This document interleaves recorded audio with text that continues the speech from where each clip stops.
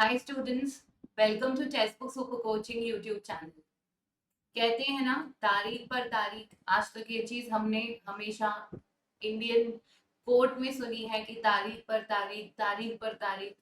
लेकिन अब कुछ इस तरह का जो माहौल है वो देखने को मिल रहा है आपके एनटीए की तरफ से। तो हर साल ऐसा तो है नहीं कि कुछ नया हो रहा हो। It's every time in every batch students have to go through lot of problems.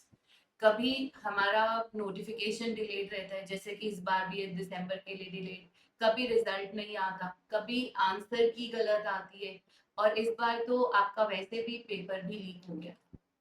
तो हर बार की तरह एनटीए ने इस बार भी 9 लाख बच्चों के भविष्य के साथ कर दिया है एक और खेल। वो हमेशा करते आए हैं, करते जा रहे हैं। पता नहीं कब एक अंत होगा, मतलब कब हमारे देश की ये नेशनल टेस्टिंग एजेंसी जो है ये थोड़ी सी तरीके से काम करना शुरू होंगे और हर एक काम को सिस्टमैटिकली करेंगे।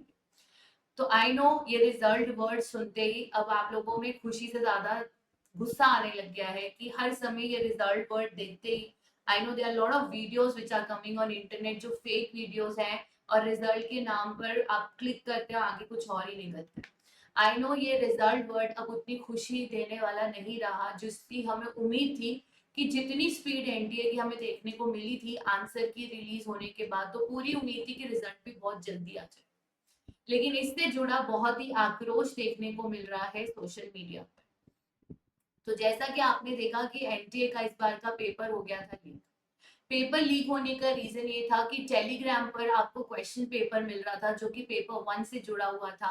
कहा जाता है कि ये जो पेपर है ये डार्क वेब पर रिलीज हो गया था। डार्क वेब वो एरिया है जहां पर आप किसी भी आइडेंटिटी को रिवील नहीं कर सकते, कोई भी आइडेंटिटी पता नहीं लगती, और सारा का सारा क्रिप्टेड मटेरियल आपको वहां मिल जाए। लेकिन बाद में जब सीबीआई की जांच हुई, इन्वेस्टिगेशन के बाद पता लगता है कि ये सब कुछ डॉक्टर्ड था। यानी इसके लिए आपको कोई फुल प्रूफ एविडेंसेस नहीं मिले। तो ये सारी कहानी आप लोगों को मालूम है। और आपका रीनेट का एग्जामिनेशन यूजीसी कंडक्ट कराता है। रीनेट के एग्जामिनेशन में फिर से हम ऑफलाइन से ऑनलाइन मोड में आ जाते हैं। तो जब से साल शुरू हुआ है कुछ ना कुछ एनटीए नया ही कर रहा है। कभी पेपर लीक, उससे पहले ऑफलाइन मोड था, फिर पेपर लीक, फिर से ऑनलाइन मोड। और ऑनलाइन मोड में भी कम से कम 3-4 पेपर शिफ्ट हो।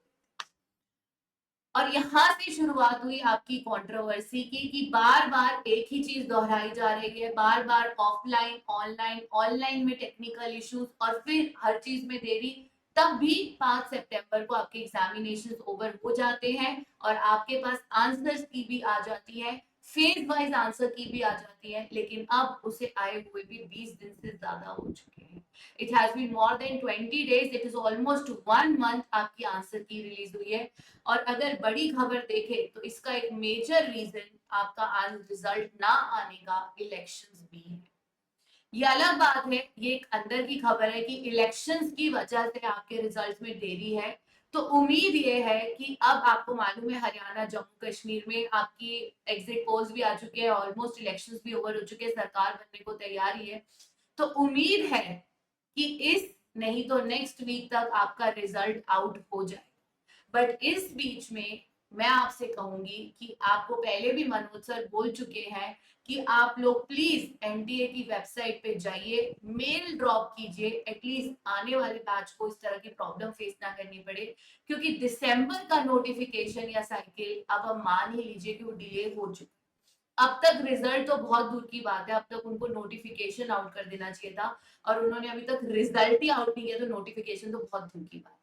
तो रमेश साहू जी हैं, उन्होंने भी ट्विटर पे जाके खूब खूब ज्यादा कहा है एनटीए को, और जो कि जाहिर सी बात है सही भी बनता है। और मैं आपको एक चीज और दिखा देना चाहती हूँ। उज्जवल गौर जी का नाम तो आपने पहले भी सुना था। ये जी हाँ, ये वही एडवोकेट हैं जिन्होंने उस समय भी लीगल तरीके से कोर्ट में जाकर आवाज उठाई थी कि यूजीसी का रीनेट एग्जामिनेशन नहीं होना चाहिए। लेकिन तब भी उन्हें एक ही बात सुनने को मिली थी कि आप क्यों कोर्ट आ रहे हैं। जब बच्चों को कोई दिक्कत नहीं है पेपर देने में तो आप क्यों कोर्ट में आ रहे हैं। आज फिर उन्होंने आपके लिए गुहार लगाई है। आज फिर उन्होंने यूजीसी इंडिया चेयरमैन को टैग करके ये क्लियरली कहा है लीगल तरीके से कि अब और डिले एग्जाम रिजल्ट में नहीं लिया जाएगा। तो आप भी प्लीज ये हैशटैग यूज कीजिए, वरना इस बार भी फिर उनको यही सुनने को मिलेगा कि आपको क्या प्रॉब्लम है जब बच्चों को कोई प्रॉब्लम नहीं है। तो सिर्फ रमेश साहू जी या प्रज्ञा के इंस्टाग्राम पे या ट्विटर पे डालने से तो रिजल्ट नहीं आएगा। यहाँ पे आपको हैशटैग यूज करना है UGC NET result 2024 UGC underscore India. Please I would request all of you to go on Twitter, please send your complaints, mail लिखिए, इंस्टा पर डालिए, आपको जो भी सोशल मीडिया प्लेटफॉर्म सही लगता है वो डालिए। आपको मैं ये नहीं कह रही आप ट्विटर पे जाके डालिए, आप मेल्स तो लिख सकते हो, आप बार बार एनडीए के ऑफिस में कॉल तो कर सकते हो। 40 दिन हो चुके हैं एग्जाम कंडक्ट हुए हुए। It was way back on 5 सितंबर आपका लास्ट एग्जाम हुआ था, 11-12 सितंबर तक आपके आंसर्स की भी आ चुकी थी। वहीं हुसैन जी ने लिखा, आपके और भी स्टूडेंट्स है, देखिए बेसलेस कैंसिलेशन किया था उन्होंने रिटन एग्जामिनेशन का। अब मैं आप लोगों से एक सवाल पूछना चाहती हूँ कि कौन रिस्पॉन्सिबल होगा आपके डिले इन पीएचडी एडमिशन के लिए। आप सबको मालूम है बीएचयू का एडमिशन फॉर्म आउट हो चुका है, जामिया का एडमिशन फॉर्म्स आउट हो चुके हैं, वहीं आपकी और भी सेंट्रल और स्टेट यूनिवर्सिटी के फॉर्म्स आउट हो चुके हैं।